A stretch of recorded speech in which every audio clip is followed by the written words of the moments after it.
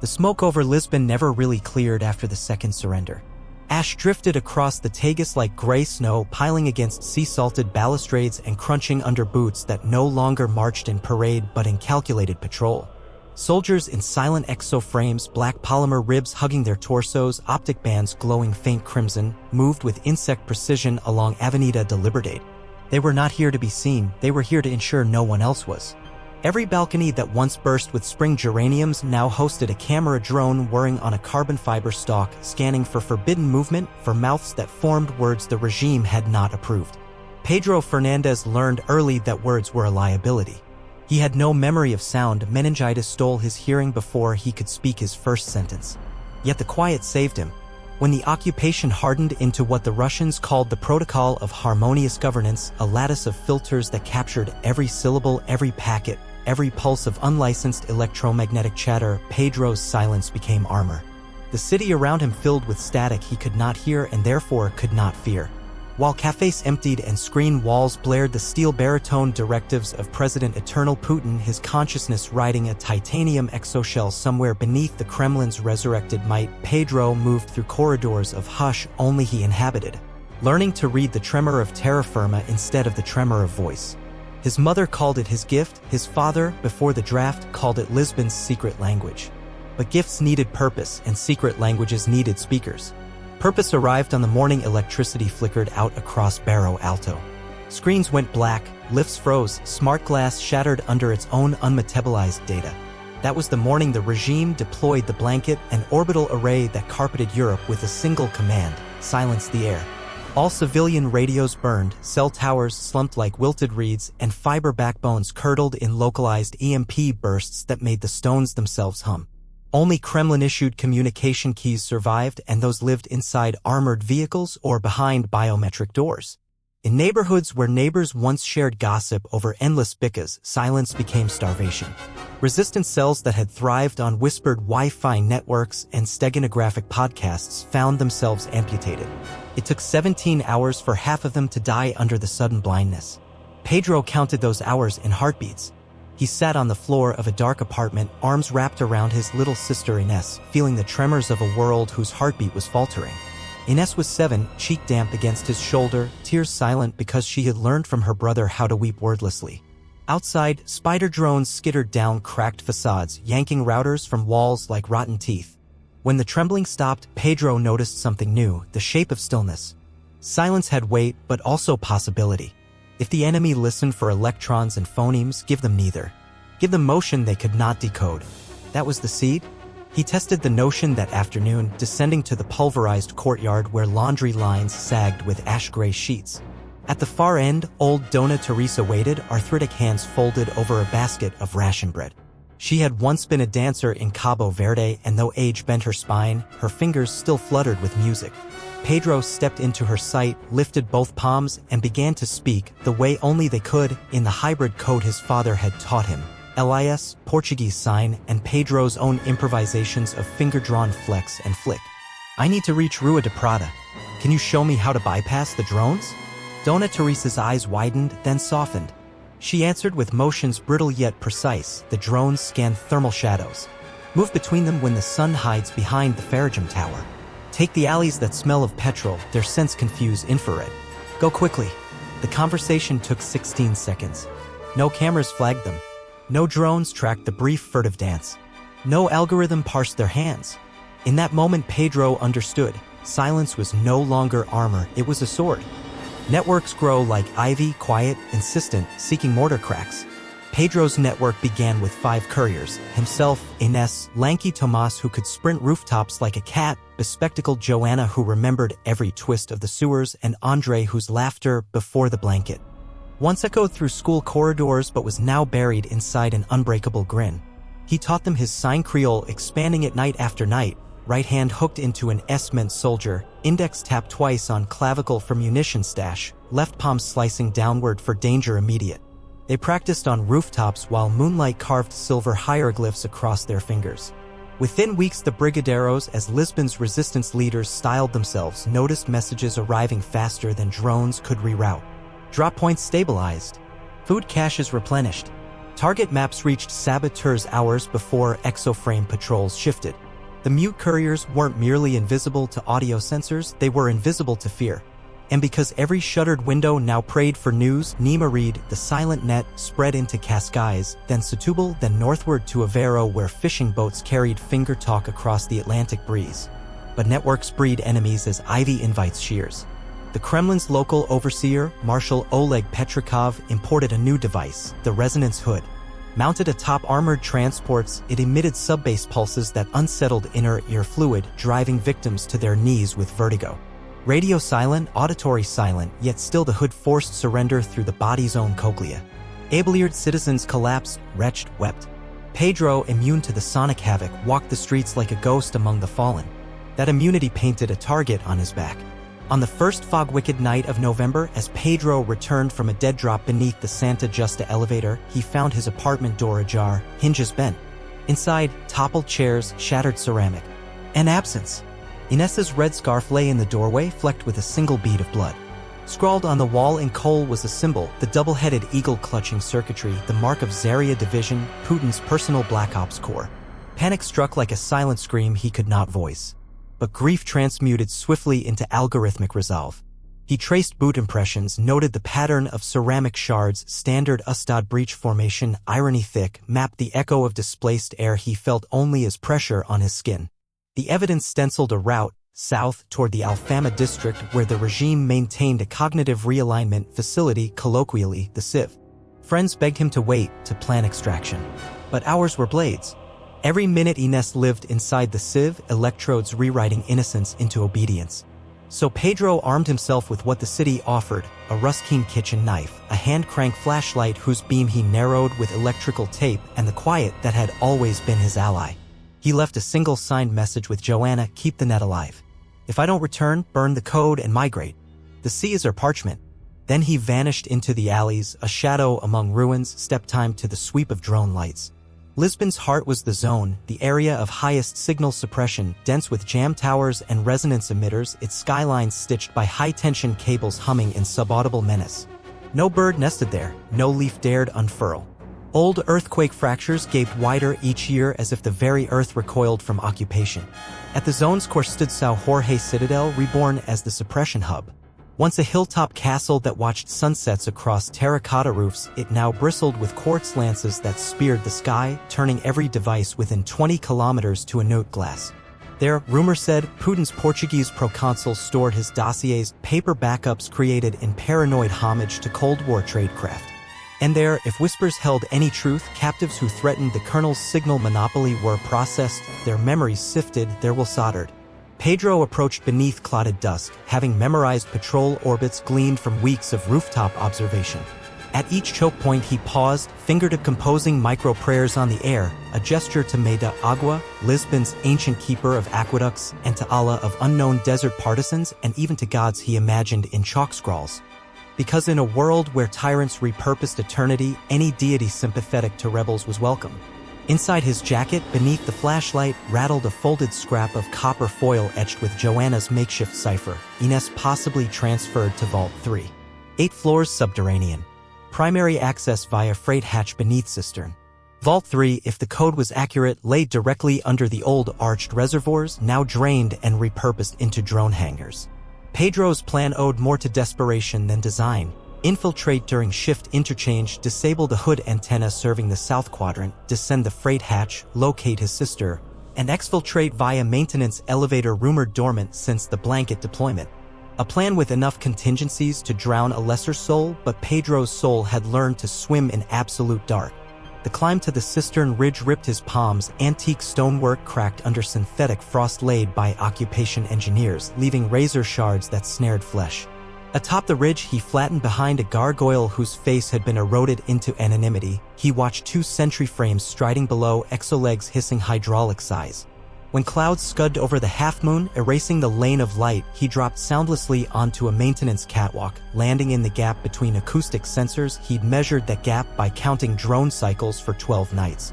From his belt he drew the flashlight, cranked it twice. Soft beam, enough to parse the wiring cluster feeding the south quadrant hood. The master coil lay vulnerable where armored casing met aged masonry. Pedro's knife wasn't insulated, but he wasn't touching live copper, he was severing the fiber optic return, a black snake thinner than hair. One precise flick and the hood's feedback loop faltered.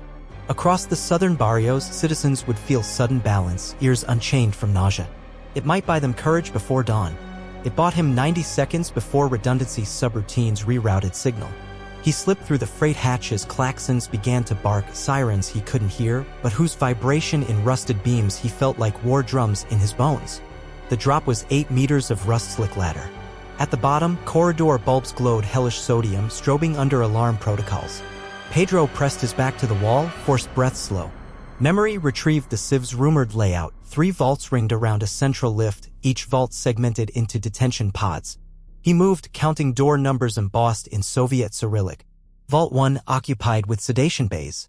Vault 2 armory and data stacks. Vault 3 subject re-education. The corridor leading there echoed with heavy footfalls. 2 soldiers in exosuits advanced, rifles sweeping arcs of lethal certainty. Pedro killed his flashlight, darkness engulfed.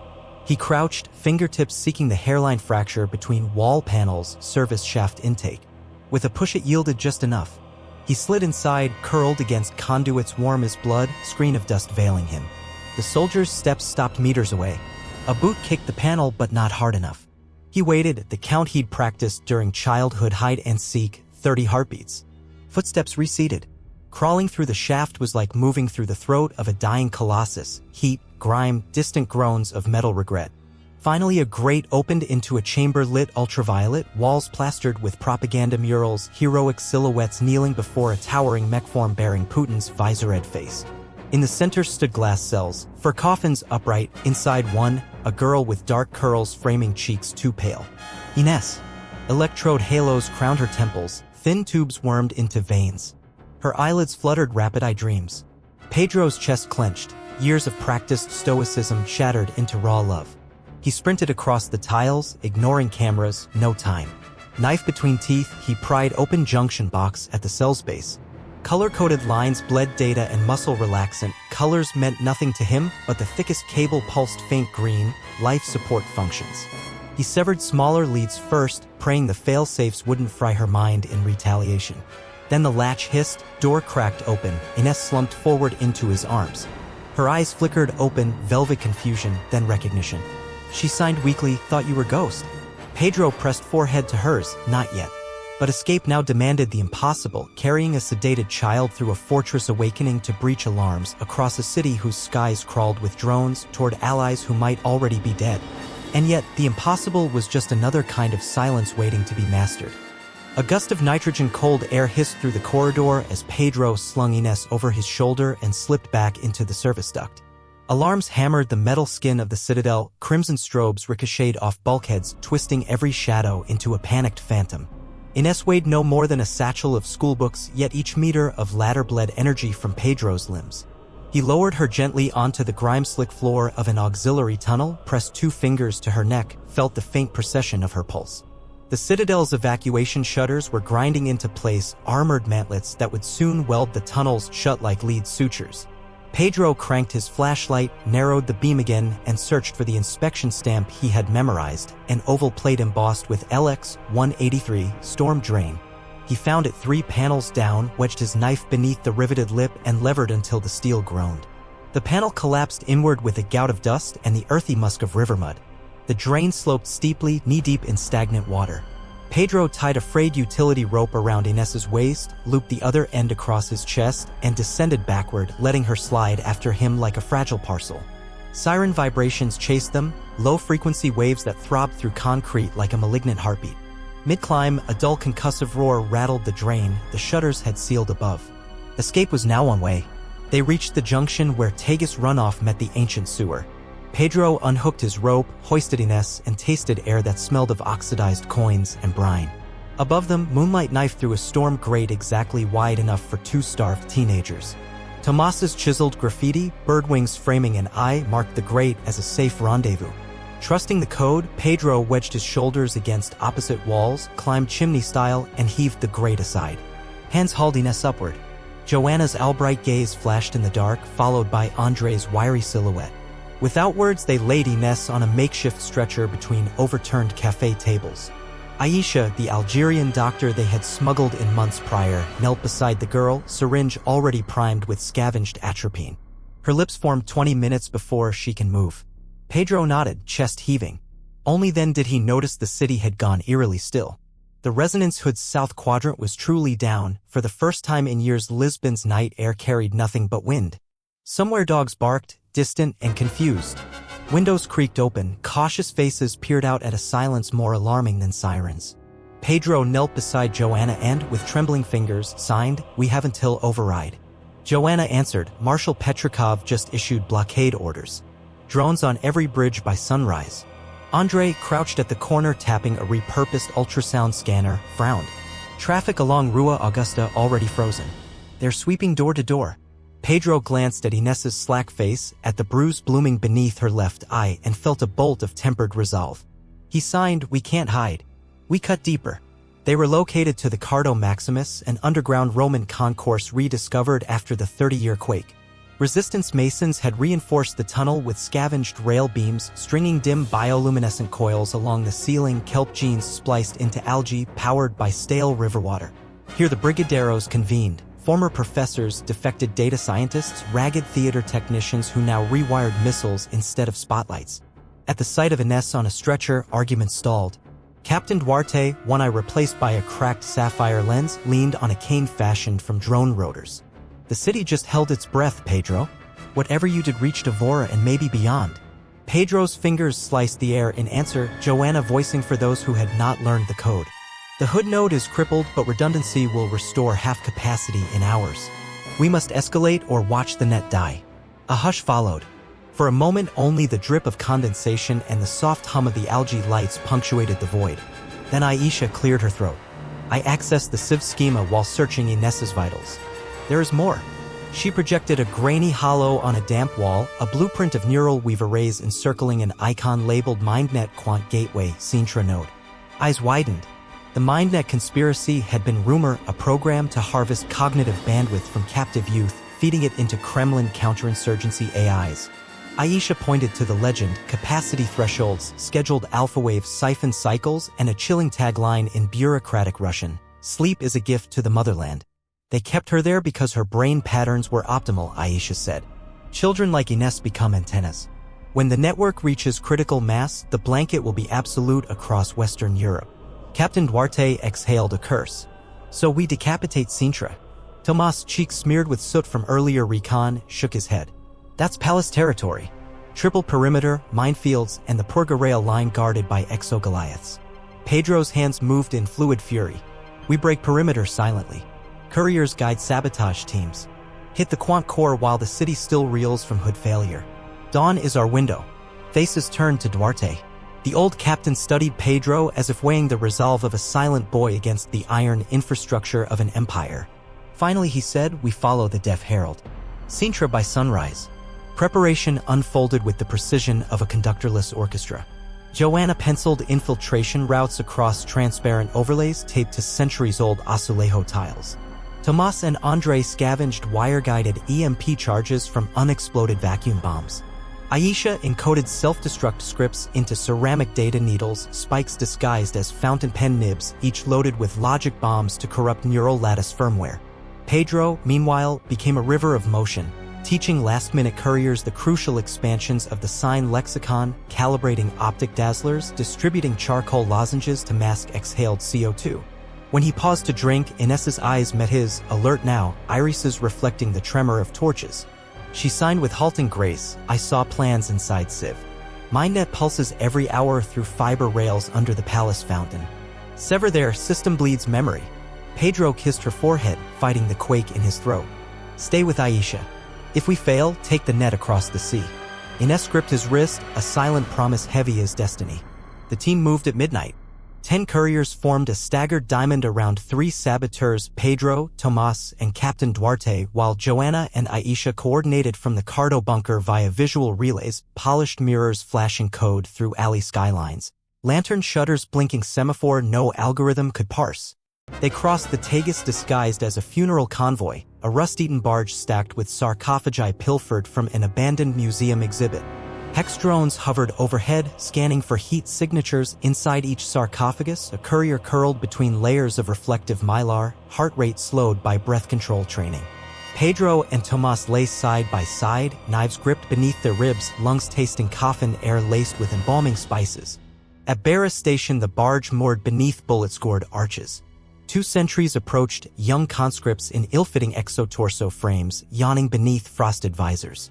Captain Duarte stepped out first, his cane tapping cobblestones with ecclesiastical solemnity. He presented forged documents attesting to plague fatalities in Alcantara. As the guards scrutinized the seals, a courier on the quay flicked her wrist twice, interference field stable. Pedro's pulse slowed to ice. The documents wouldn't withstand a biometric scan.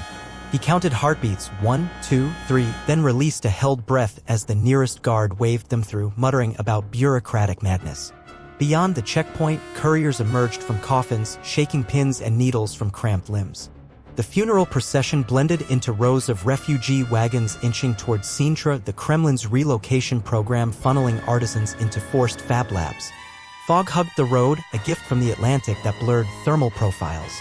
Tomas scampered ahead along rooflines, pivoting parkour leaps with feline balance. Every few meters he etched chalk sigils for lagging carriers. Safe, 20 meters, camera blind spot, trip laser ahead. Pedro followed the glyphs, shepherding the group through citrus orchards that now bore only shriveled husks, their topsoil irradiated when NATO's last defiant missile interception misfired. They approached the outer minefield at 4:03. The ground glittered faintly under starlight, pressure plates embedded like malignant dewdrops. Captain Duarte unveiled a device salvaged from an old submarine sonar tuned to detect metallic density shifts. He and Tomas plotted a serpentine path marked with melted candle wax droplets.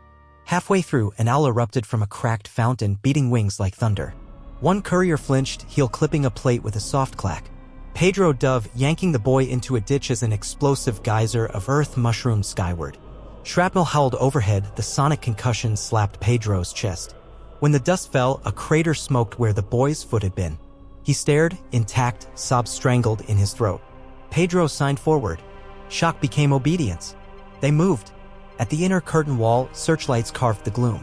Tomas produced a prism of mirrored mylar, angling it to throw returning flares back toward the towers, dazzling optic sensors while displaying nothing but refracted night. In that glare-swallowed moment, Pedro slithered to the base of the wall, clipped an ascender, and climbed. Fingers raw, he mounted the parapet, slit the throat of a lone sentry before the man's exoframe could emit distress chirps. Blood steamed on marble older than Empire. From the parapet, Pedro gestured, "Ascend." One by one, couriers and saboteurs rose, silhouettes coalescing into rebellion on ancient stone. Sintra Palace no longer resembled the fantasia of Moorish arches tourists once adored. Reinforced pylons skewered its pastel towers, binding them to satellite dishes that pulsed cobalt against the stratosphere. At the courtyard's center gaped the Fountain of Tears, a basin now dry, its cracked tiles replaced by a steel iris sealed over the MindNet conduit. Pedro's team nested in the shadow of a topiary hedge fossilized by chemical warfare. Captain Duarte distributed ceramic needles.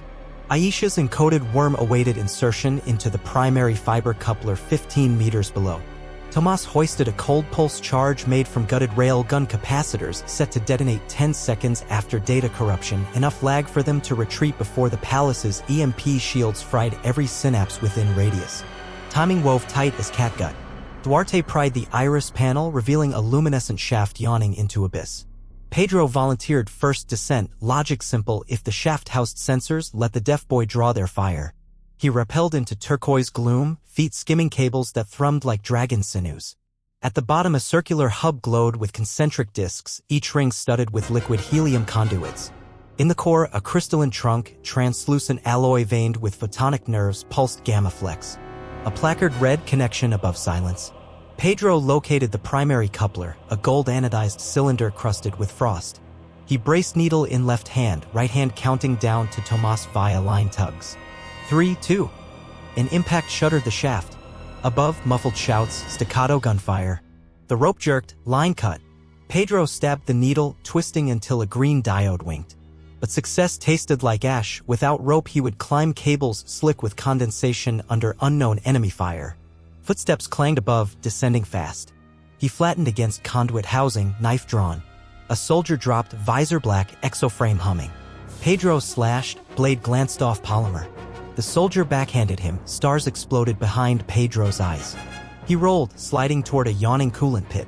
With left heel he snagged a loose tool, an insulated torque wrench, and swung upward into the soldier's neck joint. Sparks spat, the visor splintered, the man spasmed and toppled into the coolant, flash freezing in super-cold mist.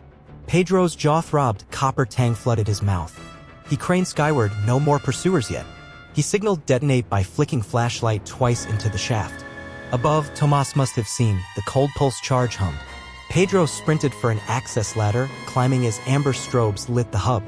5 meters up, the charge went off. A sphere of silent white blossomed, imploding circuits in a rush of frozen light. Pedro felt the freeze bite his soles even through boots. Energy cascaded upward, conduit casings cracked like icicles. He ascended into chaos, wads of static crackling across the palace loudspeakers, towers shedding sparks that glittered down like malevolent snow. He emerged into the courtyard and saw hell. Exogoliaths ringed the fountain, hulking bipedal mechs 40 feet tall, rotary cannons swiveling. Tomas lay sprawled, torso pierced by autocannon slugs. 2 couriers dragged Captain Duarte, legs severed at the knee. Joanna knelt by the captain, hands slick with dark blood. Above the carnage, a hollow standard flickered on a mast, Putin's chrome face, one ocular port glowing red. A strident, omnidirectional voice rolled across the courtyard, Portuguese laced with Slavic iron. Children of Lisbon, behold the price of insolence. Lay down your knives and the motherland may yet adopt you. Pedro raised Tomas's fallen prism, angled it toward the massed floodlights. The reflected beams seared sensors on the nearest Goliath, its cannon spasmed, bullets shredding palace masonry. In the confusion, Joanna hurled a satchel mine beneath its knee axle. Detonation sheared leg pistons, the mech collapsed, crushing drone operators rushing to reinforce. But more marched from Archway's unstoppable tide. Petrikov himself strode among them, exo-armor plated in mirror black, visor etched with the double-headed eagle. He spotted Pedro, pointed. 2 mechs altered course, thunder in their tread. Pedro signed retreat north wall, hoping surviving couriers caught the gesture. He ducked a fusillade, rolled behind a statue of Kamoyansh now missing its head, and scanned for exits.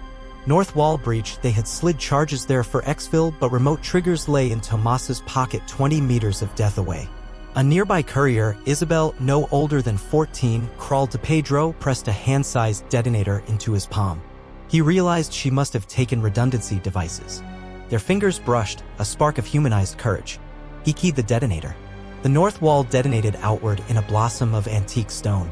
Beyond, mist-draped forest beckoned, a labyrinth of mossy boulders where exogoliaths would stumble like blind giants. Pedro herded Joanna, Duarte, Isabel, and the last 4 couriers through the breach, gunfire stinging the dark behind them. He spared one glance back at Tomas, the boy's body half buried in rubble, face peaceful as though napping on a beach. Grief scythed Pedro's chest, but he stored it for later, survival demanded vacancy within. They plunged into Sintra's nocturnal wilderness. Pines creaked beneath Atlantic gusts, scattering resin scents that masked blood and cordite. In the distance, the palace towers strobed epileptic magenta, mindnet dying. Yet encrypted transmissions burst from enemy armor like angry hornets, pursuit would not falter. Captain Duarte, pale but lucid, gripped Pedro's forearm. You struck the giant, rapaz. Europe will feel that tremor. Pedro signed, voice choking Joanna's translation, not enough. Mindnet slept, not died. Need final blow, broadcast uprising before they patch their grid. Duarte managed a blood-fraught smile. Then let's steal their voice, give it to the silent. Ahead, the forest parted onto the ghost rails of the Porga line, tracks shimmering under auroral spill from malfunctioning blanket nodes. Somewhere down those rails lay a maintenance train they could hijack, an optic fiber trunk they could corrupt, and a transmission tower Petrikov could not plug before dawn. Behind them, searchlights fanned through trees. Mechs bellowed, treetops snapping. Pedro adjusted his grip on the torque wrench, his only weapon now that the knife lay shattered in the shaft. He turned to the survivors, signed with fire in his fingers. Run with me. They ran, silhouettes swallowed by the silvering dark, toward a threshold where silence would ignite like thunder. The rails of the Porga line shimmered like a mercury ribbon uncoiling through pine-choked ravines, each sleeper rhymed with frost that cracked under Pedro's boots. The surviving couriers, Isabel, Rie, Marta, and lank-limbed Eduardo, paced beside him in a wedge, their footfalls synced to Joanna's whispered counts. Captain Duarte, delirious from blood loss yet refusing a stretcher, leaned on Pedro's shoulder. The sapphire lens of his prosthetic, I kept scanning the tree line, cataloging every flicker that might be a drone flare. Above, ruined blanket nodes still burped errant auroras, ragged veils of magenta that undulated across the winter sky like petals torn from a cosmic wound. They walked for an hour before the first howl fractured the hush. Not a dog, not a drone's oscillating siren, but the keening of a Goliath's thermal vents purging motor heat. Lights lashed the forest behind them, cedars exploded in showers of needles. Pedro barked a silent order, scatter, board the rails, and the group vaulted onto the ballast, sprinting along the iron artery toward the maintenance depot pinpointed on Joanna's stolen schematics. The depot loomed at the next gorge, a rust-roofed warren of switch houses partly collapsed under rock slides from the quake. Only one structure remained intact, a cylindrical water tower whose tank had been repurposed into an antenna hub. Anchored beneath it squatted a maintenance loco, boxy, low-slung, engine cowling painted with sunflower graffiti that looked impossibly cheerful in the gloom. Tomas's ghost stirred in Pedro's memory. Sunflower was his call sign. He swallowed grief and vaulted onto the running board. Inside the cab, gauges slept under dust. Rue, whose father once drove freight before the blanket, slid into the engineer's seat. He coaxed the console awake with a car battery starter pack, fluttering fingers over toggles like a pianist resurrecting a concerto. After 3 coughs, the motor chugged to life, exhaling plumes that smelled of diesel cut with pine resin.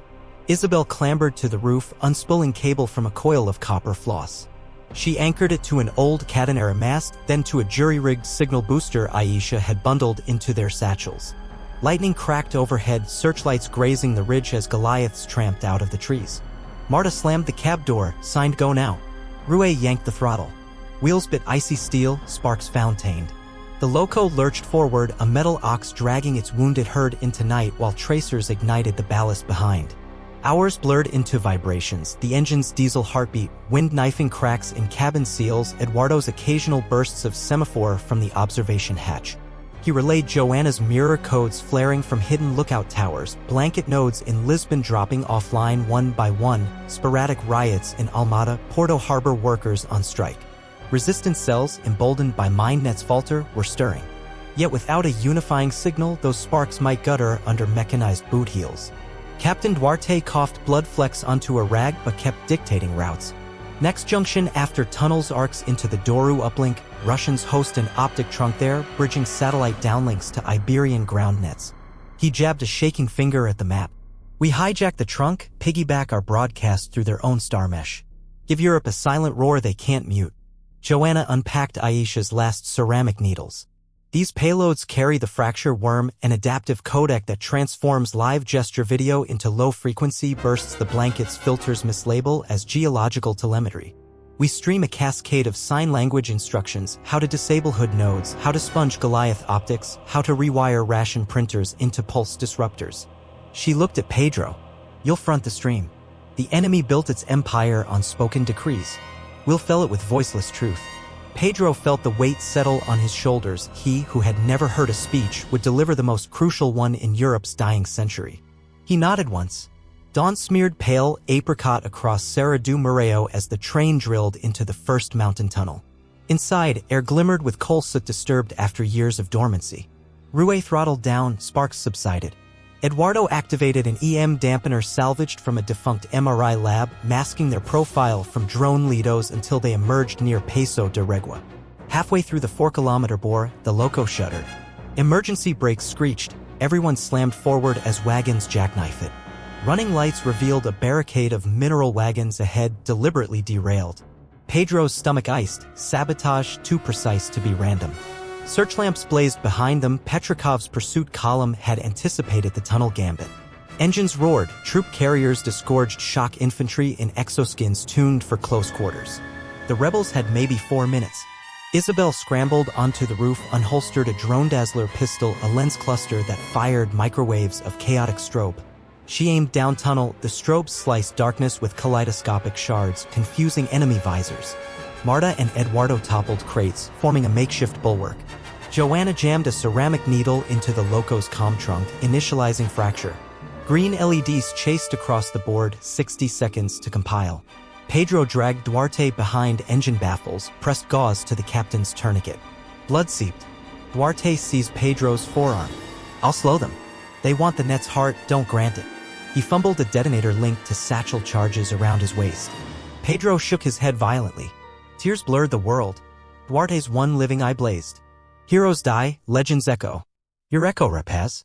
With strength born of conviction, he shoved Pedro away, then hobbled toward the barricade, cane clacking like a judicial gavel. Pedro screamed silently, banging fists on steel, but Joanna yanked him back. Fracture ready in 10. Explosions rippled, Duarte triggering mines Tomas had planted on the ballast hours earlier. Flames roared, sucking oxygen, pressure waves hurled enemy troopers into walls. Yet Goliaths pressed on, armor scoring tunnel sides like bear claws through bark. Duarte's satchel erupted in a final blinding flash, shock waves vomited dust and bone. Shattered ceiling slabs collapsed, sealing half the column behind rubble, but one Goliath stormed through pyre and smoke, tungsten legs shearing debris. Isabel's dazzler overheated, lens cracked. She threw the weapon like a spear, it bounced off the mech's visor uselessly. Pedro ripped a flare from an emergency kit, ignited magnesium brilliance, and hurled it at the mech's Y-joint actuators, thermal paint blistered but armor held. The Goliath raised rotary cannons. A primal memory surfaced, resonance hood's weakness to vibration camouflage. Pedro seized Joanna's toolkit, plucked 2 vibrosaws, cranked them to max torque, and planted one on each rail. The blades screamed ultrasonic, metal quivered, producing harmonic resonance that rippled along ballast. The mech's stabilizers misread the tectonic rumble, gyros spun wild. Legs splayed, cannons sprayed the ceiling instead of rebels. A slab of rock, cracked by Duarte's explosion, succumbed, crushing the Goliath in a thunder of granite. Silence sluiced back, broken only by Joanna's breathless count, fracture compiled. She slammed the throttle, the loco lurched over shattered wagons, engines groaning but obedient. They burst from the tunnel into blinding dawn. Behind them, the mountain sealed their dead and their pursuers alike. The Doru uplink rose atop a plateau where terraced vineyards once rolled emerald toward the river. Now, carbonized vines stood like rows of skeletal fingers clutching at sky. At the plateau's crown loomed the Trinity Tower, a tripartite spire of alloy that looked grown rather than built, its facets reflecting sun like gold war banners. The rebels abandoned the train at an overgrown spur, shimmied down embankments, and crawled through vines until the tower's security fence loomed. Marta produced polymer bolt cutters. They slipped into the compound moments later, ghosting between anti-personnel turrets dormant after last night's blanket disruptions. Inside the base module, servers thrummed beneath accordion ducts. Eduardo plugged the fracture node into a fiber trunk labeled Moskva 1. Joanna patched a hollow recorder to a ceiling mount, backlit by ruptured skylights that poured dawn stripes across the floor. Pedro stepped into frame. Dust motes orbited him, illuminated like tiny galaxies. Rue raised 3 fingers, live in 3, too. He inhaled memories of Dona Teresa's arthritic fingers dancing, of Tomas leaping roofs, of Inessa's small palms shaping questions about hope. Then he began to speak in the language without breath, hands slicing, curling, soaring. His story poured out, how the blanket strangled voices, how silence mutated into solidarity, how even the deaf could wield thunder. As he signed, Joanna's voiceover interpretation whispered for hearing audiences while Fracture cross-encoded each gesture into tremor pulses that piggybacked on the tower's spectrum. Riding shawls of telemetry to orbiting satellites repurposed without their Kremlin owners' ken. The data burst across 11 time zones in under 9 seconds, blooming through covert receivers in Warsaw lofts, Paris catacombs, Ukrainian salt mines where partisans still dug in. Even across the Atlantic to Brooklyn hack spaces where descendants of exiles decrypted the tremor feed and wept. Pedro pivoted from story to instruction, diagrams sketched in the air, how to overwhelm hood nodes with tuned water pipes striking resonant frequencies, how to sabotage Goliath legs by desyncing their gyros with magnets scavenged from drone rotors, how to cloak Sign Network couriers under thermal camouflage woven from mylar and wool. Every stroke of his fingers became blueprint, every pause became rallying drum. He never once looked at the camera, his gaze fixed beyond, as though addressing Europe itself. 20 minutes in, Isabel's shout fractured the trance. She was at a roof hatch, binoculars whitening her knuckles. Enemy gunships, 2 Berkut rotors, and a flying fortress called the Daroga were arrowing toward the plateau, contrails like snarling vipers. Joanna flashed the cut signal. Rue shunted the last data packet with a checksum seed that would replicate through peer nets for the next 48 hours. Fracture complete, he signed, sweat stippling his beard. Pedro exhaled, realizing lungs burned. For an instant, triumph warmed the cold edges of his bones, then rotors thundered overhead. The Berkut pair disgorged rappel lines. Zarya commandos slid like dark icicles toward the compound. Doroga pivoted, belly guns exposing clusters of flechette pods. Petrikov was done with capture orders. This was extermination. Eduardo ranked a wall panel, revealing a ladder descending into forgotten cistern channels below the plateau. Marta lobbed smoke canisters. Phosphorus clouds filled the corridor as the rebels dropped into shafts foul with algae. They splashed through ankle-deep water down sloping tunnels that exited into a drainage ravine carved by the Doru centuries ago. Above, flechettes shredded tower glass, servers belching sparks like Roman candles. The antenna mast folded in a wreath of flame, but fracture had already fled into the ether. At ravine bottom, the rebels paused, panting amidst brambles. Pedro looked back, the Trinity Tower now a collapsed skeleton of molten beams silhouetted against morning sun. Smoke curled skyward like a black flag of victory stolen at grievous cost. Joanna touched his shoulder. "Europe heard you. Look." She passed him a wrist pad tuned to a PeerNet spectral readout. Across the map, red nodes, the blanket blinked out one by one, replaced by green sigils, independent courier hubs erupting like spring buds through concrete. Subtitles scrolled in 20 languages. Lisboa stands, Warsaw free tonight, Berlin's silent thunder, Paris hearts speak with hands. For the first time since meningitis stole his hearing, Pedro thought he could feel the roar of a crowd, millions strong, vibrating through the crust beneath his feet. Yet victory's echo carried an aftershock. The PeerNet lit with a priority distress ping from Aisha back in Lisbon, an S-safe but blanket fallback array activating. Kremlin dispatching Mir-class orbital strike to erase Portugal entirely if MindNet control lost. Attached, trajectory schematics predicting thermobaric rods from space within 6 hours. Pedro's gut nodded. They had sparked revolution but provoked apocalypse. Isabel mouthed a profanity. Rue slammed a fist into Meyer. Marta whispered, "We traded chains for extinction." Joanna's eyes flared. "Not if we sever the brain." Putin's consciousness anchor, the sovereign shell, is rumored housed beneath Porto's Clarigos bunker. If we shred the anchor before the Mir rods deploy, the launch will abort fail-safe. Orbital AI protocols forbid unmanned strikes after capital decapitation. Porto lay 120 kilometers west. Guards, minefields, regime loyalists standing between. They had half a dozen rebels, dwindling ammo, a crippled commnet, and only the tic-tac heartbeat of impending genocide for fuel. Pedro squared shoulders rhymed with river mud, signed with iron steadiness, then we take Porto. He looked east, where sunlight washed the Douro like liquid gold, then west, where thunderheads gathered over distant rooftops. In that corridor of light and shadow, he felt the city, the continent, perhaps the world wait on the courage of the voiceless. He motioned for the couriers to form up, palms slicing downward in the gesture taught to them months ago in Dona Teresa's courtyard, forward, silent and unafraid. They moved, climbing ravine walls, disappearing into terraced groves now stirring with villagers hoisting improvised banners, hands drawn in outline, fingers spread like wings. Above, distant church bells began to toll, their peals carried on wind that smelled of smoke and hope in equal measure. Pedro tightened the strap of his empty knife sheath. There would be new blades, new songs without sound. Ahead awaited the sovereign shell of a despot who believed longevity came from steel and data. Ahead awaited the chance to prove that humanity's truest voice could be silence sharpened into resolve. He set off at a run, couriers flanking him, Joanna at his side, and behind them the dawn finally sounded like the beginning of something other than fear.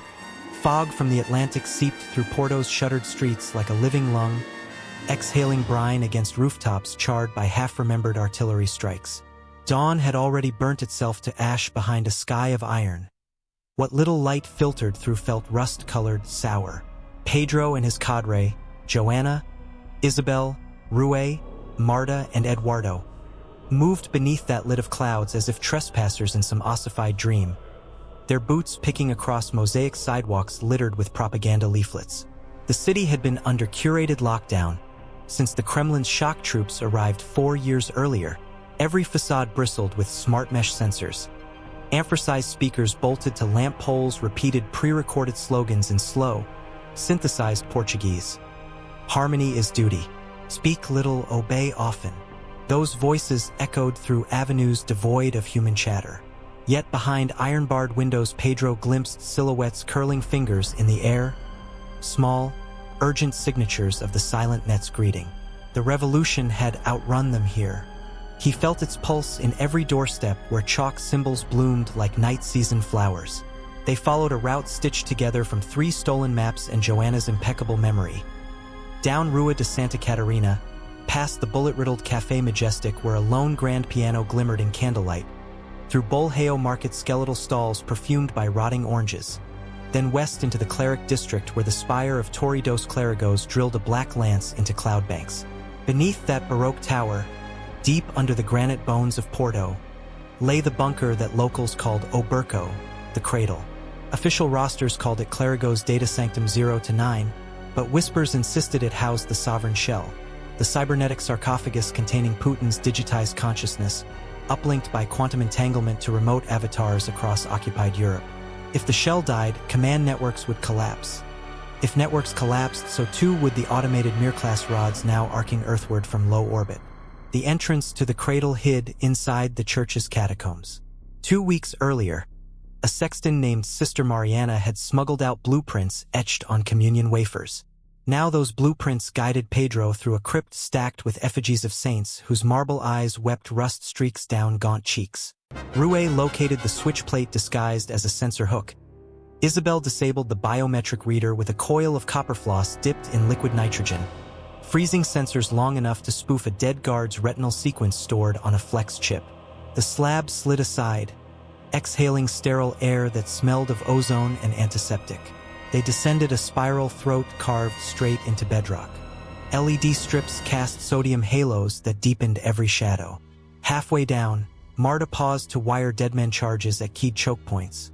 If they failed, at least pursuit would share their grave. The corridor ended at a blast door. A visor camera tracked them with reptilian patience.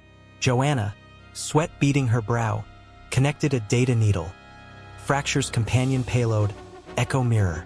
It fed the camera looped footage of an empty hall while simultaneously blanking motion sensors inside. The door clanked open. Beyond lay a gallery of horrors.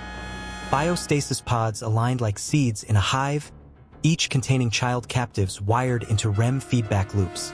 Hollow diagrams above each pod spooled neural telemetry, the same brainwave ribbons that once enslaved Ines. Rage curled Pedro's fingers into claws. Joanna touched his arm. First we end the shell, then we free them. He nodded, jaw rigid, and pressed on. The primary shaft dropped another 20 meters.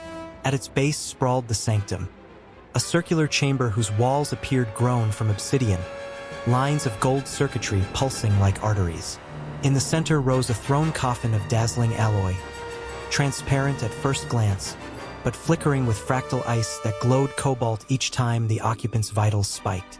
Inside, suspended in gel, floated what once resembled a man. Skull encased in carbon lattice, veins replaced by luminous conduits, chest armored with overlapping titanium ribs.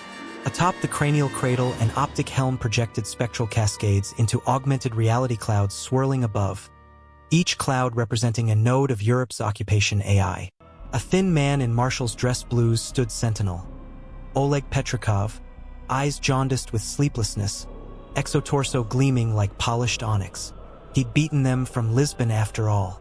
An assault rifle, sleek, matte, rail-accelerated, rested in his hands.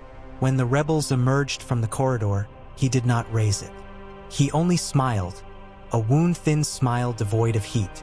"You children accomplished something magnificent," he said in English laced with Baltic smoke. "You've awakened the continent's corpse for one final spasm. But you misunderstand gravity. Russia owns the sky now. In 1 hour, iron spears will fall. Your tower broadcast was brilliant, truly. In another era, I would have offered scholarships." Pedro stepped forward, signing as he advanced. Joanna translated, "Call off the strike. Port your master's ghost into oblivion. We're done bleeding for tyrants." Petrikov tilted his head. "You believe destroying this shell halts warheads? The failsafe system lies in orbit, not here. Sever the link and the rods default to preselected targets. Lisbon, Porto, Madrid. Radiation will finish what tanks began. Kill me, kill him, nothing alters the mathematics." Isabel leveled her sidearm anyway. Petrikov sighed, thumbed his rifle safety. "Please, Your bullets might scratch my frame. They won't dent destiny. He flicked his wrist. From recesses in the sanctum, 2 micro-Goliaths unfolded, sleeker than battlefield versions, each no bigger than a bull mastiff but 4 times as lethal. Rotary barrels emerged from armored shoulders, spinning like prayer wheels. Instinct roared. Pedro flung himself sideways as rounds pulverized the doorway. Isabel dove behind a console bank. Rue appended a containment pod for cover. Marta uncoiled a whip-thin EM garrote and darted wide. Eduardo connected to a sanctum port, fingers spidering code. Gunfire shredded gold circuits. Sparks cascaded like molten rain, shorting ambient light until the chamber flickered strobe dark. In that chaos, Pedro crawled beneath the micro-Goliath's line of fire, the memory of sonic camouflage echoing in his skull. He slapped a vibrosaw disc onto the polished floor and cranked it. Seismic tremor rolled outward, confusing the bot's gyros. Their aim skewed. Stray rounds pocked the sarcophagus shell, making gel pulse violently. Joanna seized the moment. She hurled a ceramic dagger, a surgeon's scalpel glued to a mag charge, at the nearest Goliath's optic node. The blade embedded. The charge detonated, rupturing sensors in a cloud of emerald shards. The crippled bot wheeled, cannons shearing floor plates until its legs locked and it toppled. Marta looped the EM garrote over its neck joint, yanked, and tore cabling free. The second bot pivoted toward her, cannons whining. Rue screamed a warning, vaulted from cover, and tackled Marta aside as flechettes tore through his arm. He grimaced but dragged her behind a pod. Pedro sprinted headlong at the bot, slipping beneath muzzle arc, and jammed the saw disc against its ankle servo. The ultrasonic shriek vibrated bolts loose, plating cracked. He wrenched a blade from his boot, the last steel Tomas had fashioned, and drove it into exposed wiring. Electricity arced up his hand, searing flesh, but the bot convulsed, motors seizing, smoke venting from joints. It collapsed with a metallic sigh. Silence slammed down. The rebels panted amid ruins that still crackled with dying circuits. Across the chamber, Petrikov stood untouched. He clapped once, slow and ironic. Exemplary. I should have field promoted you. Isabel fired. Petrikov's exotorso absorbed the slug with a thunderclap of ablative gel. He fired back. Her shoulder burst red, hurling her sideways. Pedro charged, single-handed knife reverse gripped. Petrikov anticipated, butt stroking Pedro in the sternum. Breath vanished. The marshal leveled the rifle at Pedro's skull. From behind a console, Eduardo shouted, "Link sever command in 10 seconds. Petrikov's eyes widened. He stepped back toward the sarcophagus, muzzle sweeping Pedro's face. "Tell him to abort or I liquefy your brain pan." Pedro coughed blood, shakily signed, "Do it." Eduardo slammed the enter rune. All lights died. The gold circuitry dimmed. The gel inside the sarcophagus frothed as coolant pumps shuddered. Above, the augmented reality node tapestry collapsed miasma-like into a spiral of zeros. A subsonic wail slithered through stone, a ghost keening. Putin's digital essence felt its leash cut. Petrikov howled, not with rage but profound dread. He fired at Edward. Rounds ricocheted as Eduardo ducked. Joanna vaulted over a console, driving a pry bar into the rifle's receiver. The weapon jammed. Petrikov backhanded her. Bones cracked. She slammed to the floor. Chaos took feral shape.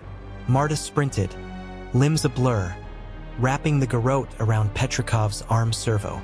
Rue, bleeding, threw his full weight on the cable, forcing the arm backward until servos ground like dying beetles. Petrikov headbutted Rue. Blood sprayed. Pedro rose on jelly legs, saw Tomas's knife still protruding from the dead bot. He yanked it free, dashed across the floor, and leapt onto Petrikov's exo-rigged chest. He stabbed at seams where polymer met human clavicle. Sparks and blood geysered. Petrikov screamed, punched, but Rue's grip and Marta's garrote pinned him.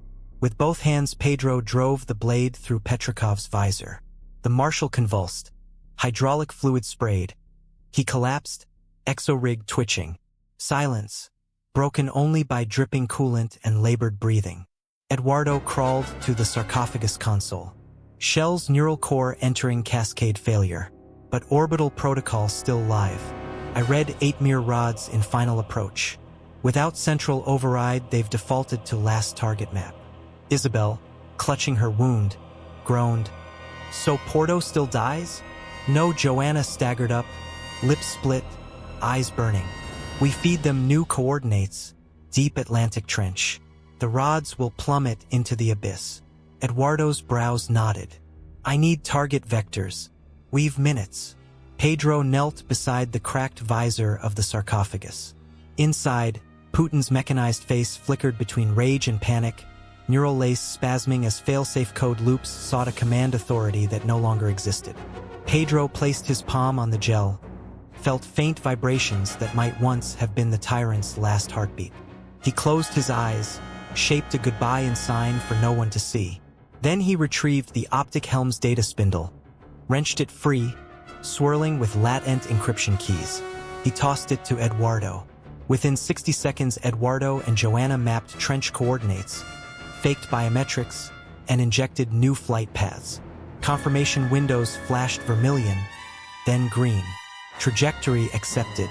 In low orbit, 8 mere rods rotated microscopically, vectored thrusters, and veered westward toward the mid-Atlantic ridge.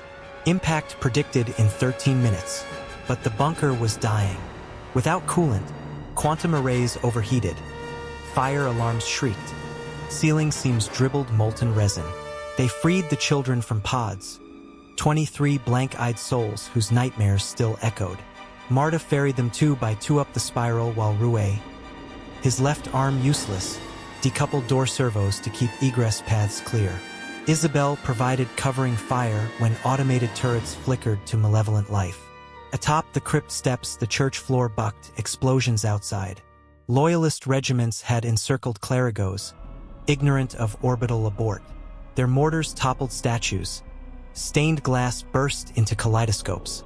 Pedro marshaled villagers who flooded from alleyways, brandishing everything from kitchen cleavers to captured flechette rifles. Silent net couriers guided them with luminous flags, green for safe route, red for sniper glare. Joanna stumbled outside last, half-dragged by Pedro. The square had become a maelstrom. Russians firing from APCs, locals charging amid falling masonry. Yet through din and smoke one could sense tectonic shift.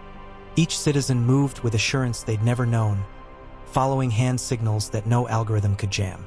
A polyphony of silence outshouting gunfire. High above, the first mere rod streaked overhead like a white comet, descending not toward earthbound targets but toward oceanic nothingness. People paused mid-battle to gaze skyward, breath held. Seconds later, a second, third, then 5 more comets knifed across the vault of clouds, tails incandescent. They vanished beyond horizon. No thunder followed, only the hush of a future narrowly reclaimed. Russian soldiers saw it too. Confusion cracked their fire discipline. Some lowered rifles, others shouted into dead comm units. Command hierarchy, disconnected from shell authority, collapsed like a bridge robbed of its keystone. Pedro seized the moment. He vaulted onto the toppled plinth of a saint, hands raised. Floodlights, drone lamps, burning storefronts. Every flicker converged on him as though the universe framed its final portrait. He began to sign. No translator voiced for him. None was needed. Thousands knew the language now, taught in secret basements, rooftops, grape terraces. We had no ears, so they thought we held no power. His fingers declared, silhouetted against fire-lit dust. We had no guns, so they thought we held no courage. But we possessed will, and will guided our hands to shape a freedom no tyrant could decode. All around, hands rose to echo him, children's, elders, even the trembling fingers of a captured conscript whose tears carved streaks through soot-grimed cheeks. The square shimmered with a forest of silent declarations, each gesture a stanza of a collective epic. Russian line commanders, bereft of orders, surrendered arms to civilians. Some fell to their knees. Others simply walked away, dropping rifles like shed skins. Somewhere a bell rang. First the Clerigos Tower, then São Bento, then Sé Cathedral, until the city pulsed with bronze throats exhaling centuries of pent-up hope. Waves of sound rolled through Pedro's chest even if ears could not register. He felt bells as vibration, like heartbeats magnified. Ines appeared, darting through rubble, cheeks streaked with dirt, eyes incandescent with relief. She flung herself at Pedro. He caught her, spun, tears mixing with dust until vision blurred into watercolor dawn. The days that followed became legend faster than historians could sharpen pens. Blanket nodes across Europe winked out under citizen uprisings coordinated through the silent net. Ports reopened. Volunteer flotillas ferried food up shattered rivers. In Warsaw, sign language banners draped over the Palace of Culture. In Paris, children chalked finger alphabets across the Champ de Mars. In Berlin, deaf hip-hop crews performed under Brandenburg Gate, their rhythms translated by subwoofers into seismic poetry. International tribunals convened. Exoframe warlords faced charges.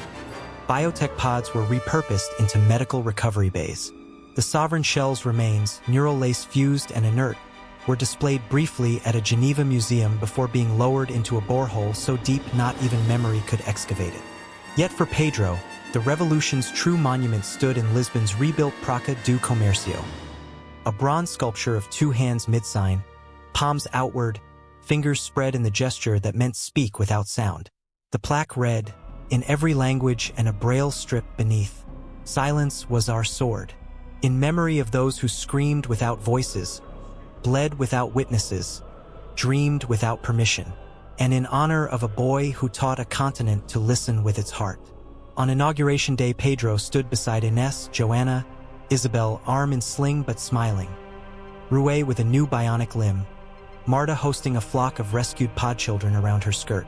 Camera drones hummed, broadcasting to a world that finally embraced light. An interviewer leaned close, asking Pedro for his feelings. He simply raised his hands, signing the first sentence he had ever learned. "My name is Pedro, and I hear the world through my skin." The translator began to speak, but Pedro touched her elbow. Today, the world translated for itself.